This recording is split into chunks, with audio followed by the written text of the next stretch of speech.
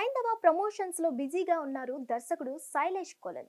ఇందులో భాగంగా game changer movie గురించి మాట్లాడారు. రామ్ చరణ్ హీరోగా ప్రముఖ దర్శకుడు శంకర్ తెరకెక్కిస్తున్న చిత్రం గేమ్ చేంజర్. ఈ సినిమా కోసం శైలేష్ కొలను వర్క్ చేశారంటూ గత కొన్ని రోజుల నుంచి నెట్టింట ప్రచారం జరుగుతుంది. కొన్ని సన్నివేశాలకు ఆయనే దర్శకత్వం వహించారని టాక్.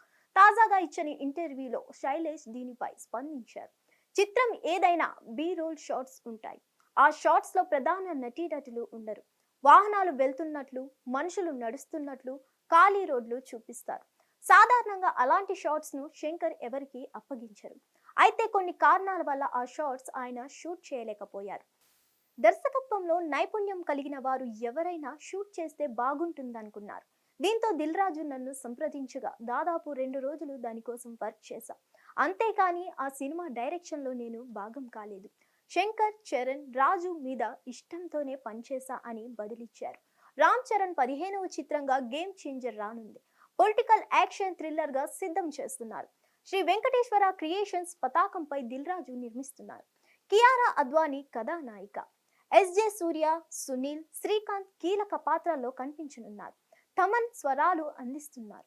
ప్రస్తుతం ఇది చిత్రీకరణ దశలో ఉంది. సెప్టెంబర్లో దీన్ని విడుదల చేస్తామని ఇటీవల దిల్ రాజు చెప్పారు.